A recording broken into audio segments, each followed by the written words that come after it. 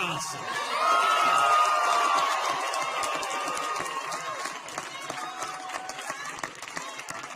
What an incredible victory tonight.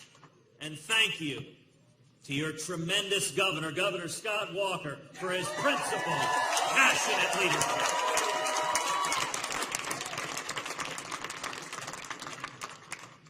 Tonight is a turning point. It is a rallying cry. It is a call from the hardworking men and women of Wisconsin to the people of America. We have a choice, a real choice. The national political terrain began to change 2 weeks ago. In the state of Utah, we won 69% of the vote, a landslide election.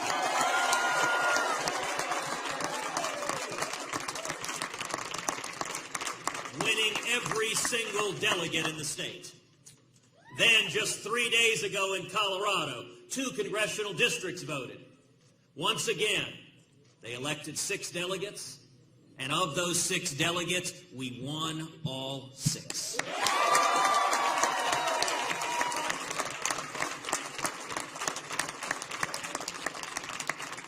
And then 2 days ago in North Dakota, we had another tremendous win.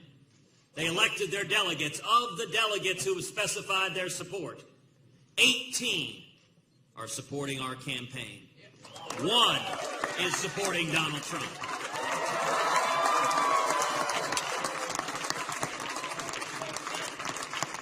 18 to 1, I'll take that ratio any day of the week.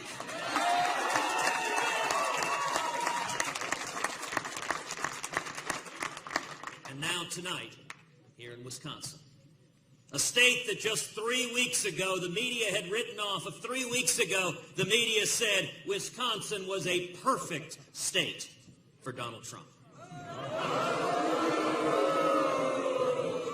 But the hard-working men and women of Wisconsin stood and campaigned tirelessly to make sure that tonight was a victory for every American.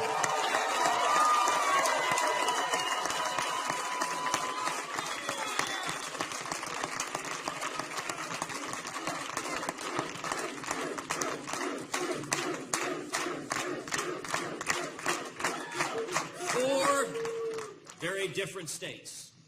Utah, Colorado, North Dakota, Wisconsin. 4 victories.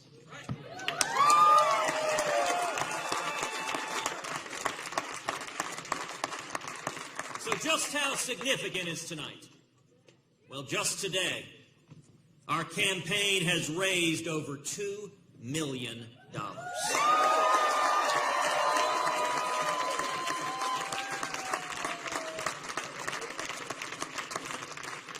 People all over the country going to tedcruz.org, tedcruz.org, tedcruz.org. Contributing $10 or $25 or $50. We've had over 1.3 million contributions.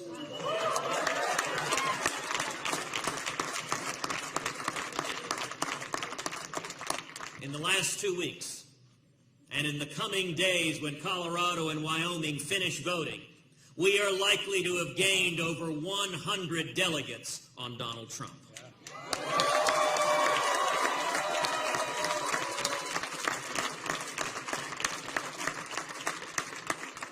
And as a result of tonight, as a result of the people of Wisconsin defying the media, defying the pundits, I am more and more convinced that our campaign is going to earn the 1,237 delegates needed to win the Republican nomination.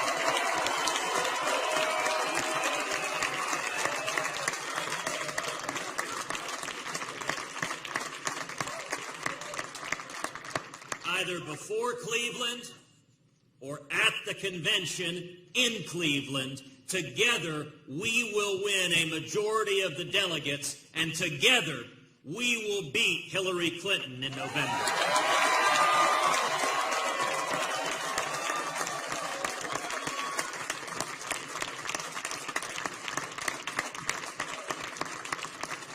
Tonight was a bad night for Hillary Clinton. It was a bad night in the Democratic primary, and it was an even worse night for her in the Republican primary.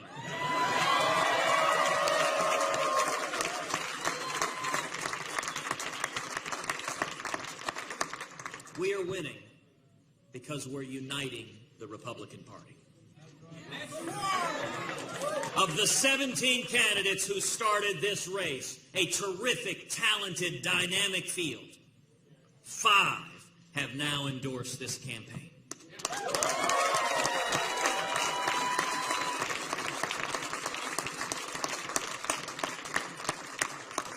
Rick Perry and Lindsey Graham and Jeb Bush and Carly Fiorina and Wisconsin's own Governor Scott Walker.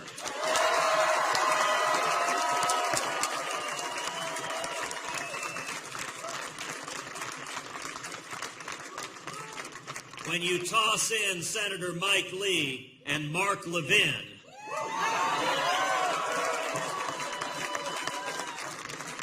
we've got the full spectrum of the Republican Party coming together and uniting behind this campaign.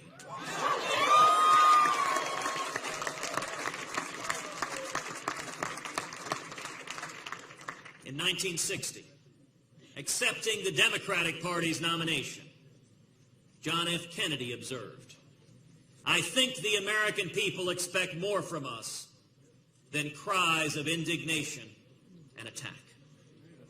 The times are too grave, the challenge too urgent, and the stakes too high to permit the customary passions of political debate. We are not here to curse the darkness, but to light the candle that can guide us to see through that darkness to a safe and sane future."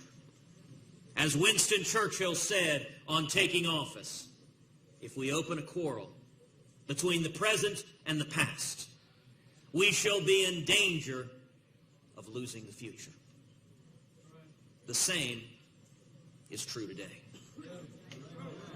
Tonight, Wisconsin has lit a candle guiding the way forward. Tonight, we once again have hope for the future.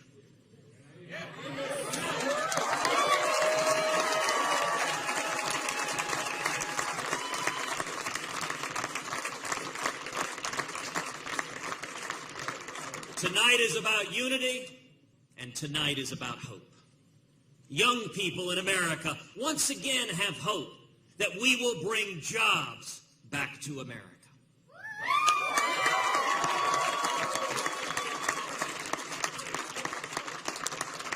By repealing Obamacare, passing it,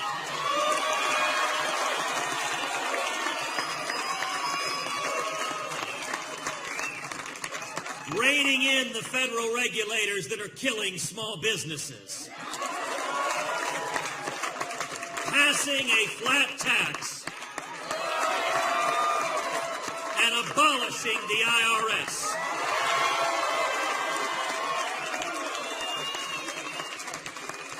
We will unleash incredible economic growth. Our border will finally be made secure, and sanctuary cities will end.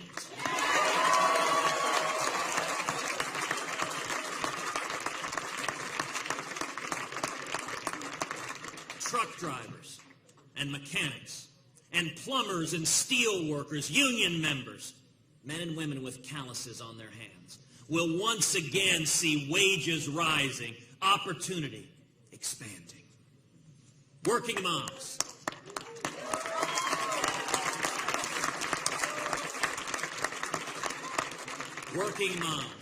struggling to make ends meet will see take-home pay rising, the cost of living falling, and Common Core ending.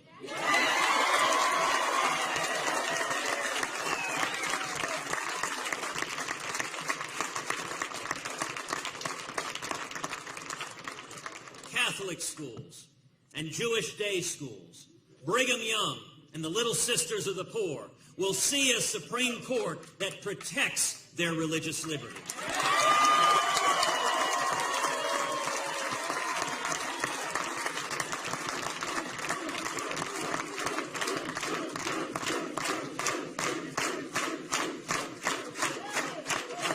fundamental freedom of every one of us to live according to our faith and our conscience.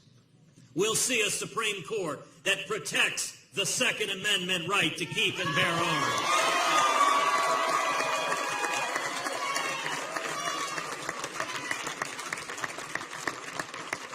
And our fundamental right to protect our families and our homes and our children.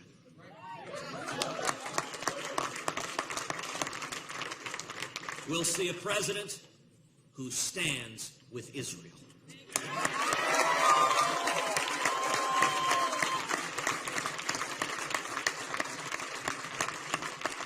Clearly and unapologetically.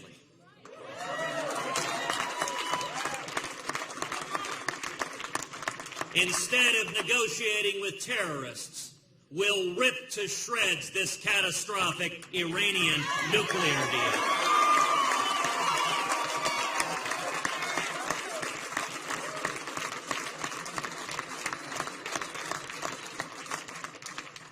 We will defeat radical Islamic terrorism, and we will utterly destroy ISIS.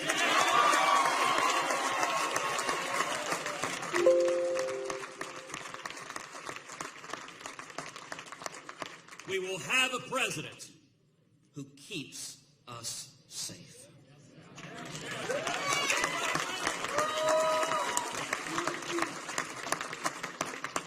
To the soldiers and sailors, the airmen and Marines, to the police officers and firefighters and first responders who risk their lives every day to keep us safe, we will have a commander-in-chief who has your back.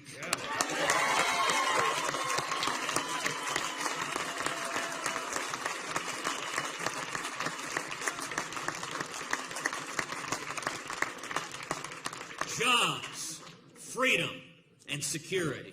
That's what this next election is all about. In 1980, Milton and Rose Friedman wrote Free to Choose. They explained that the American free enterprise system has been the greatest engine for opportunity and prosperity that the world has ever seen. Too much government can stifle opportunity. But if we get Washington out of the way, then there is no limit to what we can accomplish.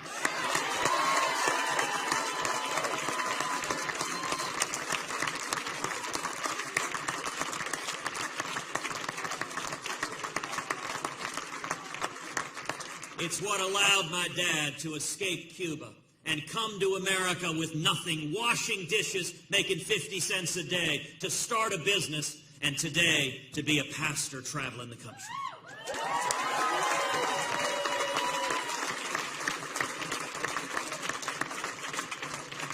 It's what allowed my Irish-Italian mom to become the first in her family to go to college, to smash glass ceilings by becoming a pioneering computer programmer.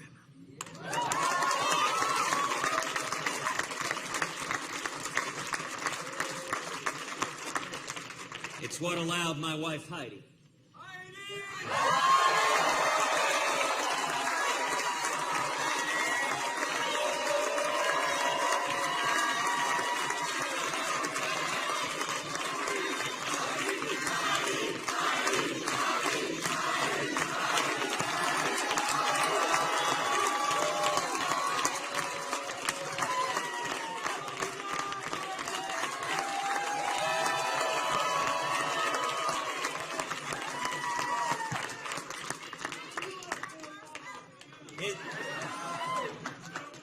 I may be biased, but isn't she going to make an amazing First Lady?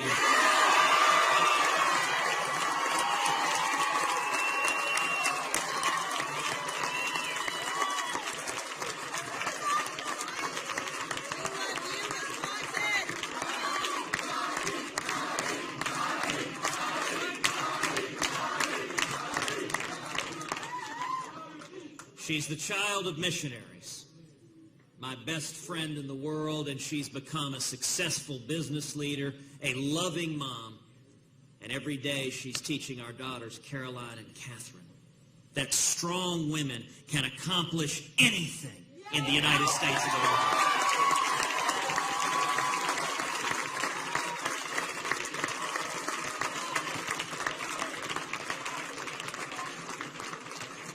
That's America. It's what we're fighting for. Our children, our future.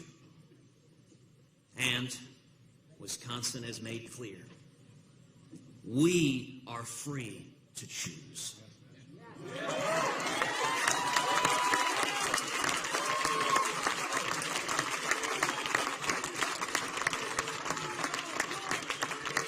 For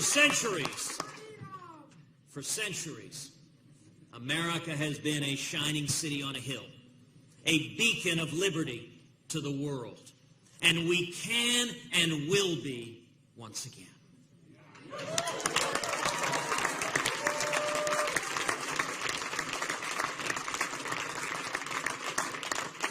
So I ask you at home to join us as we continue to unite Republicans and independents and libertarians and Reagan Democrats and Americans who care about our future, who want jobs, freedom, and security, just as we've done in Wisconsin, we're doing all across this country.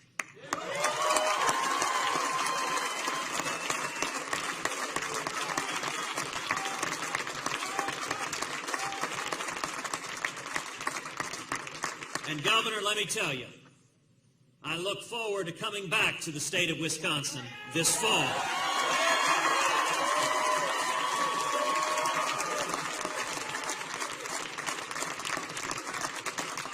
And in November, for the first time since 1984, painting the Badger State bright Republican red.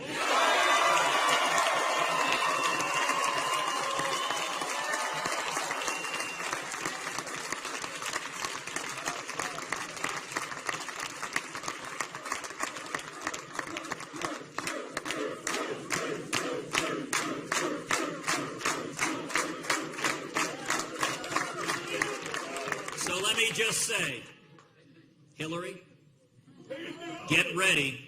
Here we come.